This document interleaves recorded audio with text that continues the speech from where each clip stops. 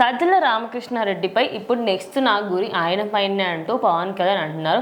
ఇప్పుడు మొత్తం వైఎస్ఆర్సీపీ పార్టీలో ఎవరెవరైతే అక్రమాలు చేశారో వాళ్ళందరికీ ఒకరి తర్వాత ఒకరికి శిక్ష మాత్రం వేయడానికి కూటమి ప్రభుత్వం మొత్తం రెడీగా ఉంది.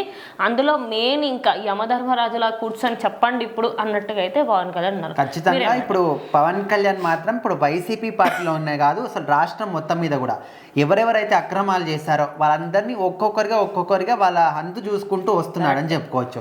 సో ఇప్పుడు సజ్జల రామకృష్ణారెడ్డి విషయంలో ఏమైందంటే కడప జిల్లాకు సంబంధించి అక్కడ దాదాపుగా 200 ఎకరాలకు పైగానే ఒక ఎస్టేట్ని అయితే వాళ్ళ ఫ్యామిలీ మొత్తం అందరి పేరు మీద కలిపింది.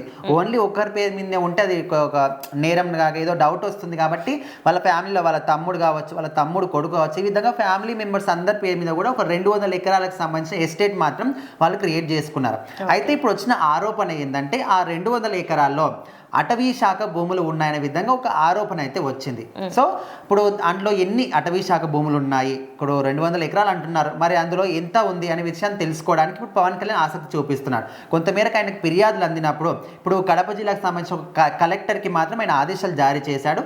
అక్కడ సర్వే నిర్వహించండి, సర్వే నిర్వహించిన తర్వాత మీకు ఏం తెలుస్తుంది, నిజంగా అటవీ శాఖ భూములు ఉన్నాయా లేవా, ఉంటే ఎంత ఉంది, ఇదంతా నాకు సమగ్రంగా మీరు సర్వే చేసి నాకు ఒక నివేదిక మాత్రం ఇవ్వాలి అనే విధంగా ఆయన అయితే చెప్పాడు. సో మరి దానికి సంబంధించిన నివేదిక ఈ రోజు పవన్ కళ్యాణ్ దగ్గరికి వెళ్ళే అవకాశం అయితే కనిపిస్తుంది. సో వెళ్ళిన తర్వాత అందులో ఏం తేలుతుంది, పవన్ కళ్యాణ్ నెక్స్ట్ స్టెప్ ఏం తీసుకుంటాడు. సో ముఖ్యంగా చూసుకుంటే అక్కడ ఈ 200 ఎకరాల ఎస్టేట్లో మనం చూసుకుంటే సర్వే నెంబర్ 1629, ఇందులో సుమారుగా 40 ఎకరాలకు పైగానే అటవీ శాఖ భూములు డికేట్ భూములు ఉన్నాయి విధంగానే ఒక సమాచారం అయితే వచ్చింది. అండ్ ముఖ్యంగా ఈ ఎస్టేట్ మొత్తాన్ని కూడా ఇప్పుడు దాదాపు 200 ఎకరాలు అంటే పెద్ద ఉంటుంది కదా, చాలా అంటే చాలా పెద్ద ఉంటుంది. దానికి ఒక భారీ ఎత్తున ఒక గేట్ని అయితే పెట్టారంట. ఆ గేటు ఫ్రంట్ భాగంలో కూడా సర్వే నెంబర్ 1612లో ఒక 5 ఎకరాల 14 సెంట్ల భూమి చుక్కలు అంటే వాళ్ళు ఒక గిరిజన ప్రాంతం చెందిన ప్రజలు అనమాట, వాళ్ళ భూమి కూడా ఉన్నట్టు కూడా తెలిసిందనమాట.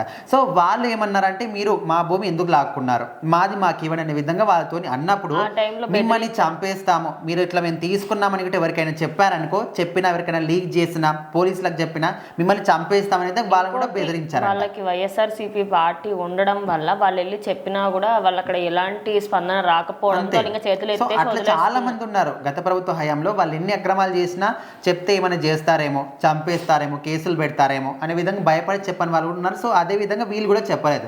సో ఇప్పుడు పవన్ కళ్యాణ్ ఎవరేం చెప్పినా వాళ్ళు ఎంత పెద్ద స్థాయిలో ఉండని, ఈయనకన్నా పెద్ద స్థానంలో ఉండని, వాళ్ళు తప్పు చేశారంటే ఖచ్చితంగా వాళ్ళని శిక్షించాల్సిందే. సో ఆ విధంగా పవన్ కళ్యాణ్ అనుకుంటాడు కాబట్టి ఇప్పుడు కడప జిల్లాకు సంబంధించి సజ్జల రామకృష్ణారెడ్డి మీద ఆయన గురి మొత్తం కూడా పెట్టాడు అనమాట. సో ఈ విధంగా ఇప్పుడు ఈరోజు మాత్రం ఆ నివేదిక పవన్ కళ్యాణ్ దగ్గరికి వస్తే మరి అక్కడ ఆ గిరిజన ప్రాంతాలకు సంబంధించిన వాళ్ళ భూములు ఉన్నాయా లేవా, నిజంగా ఇది జస్ట్ ఆరోపణనేనా, లేకపోతే ఆ 40 ఎకరాల భూమి అటవీ శాఖ ఏమైనా ఇందులో కలిసిందా, లేకపోతే ఇది కూడా ఆరోపణేనా, ఇదంతా కూడా తెలిస్తే ఆల్మోస్ట్ మాత్రం నిజంగానే అటవీ శాఖ భూములు ఉన్నాయనే విధంగా అయితే తేలింది.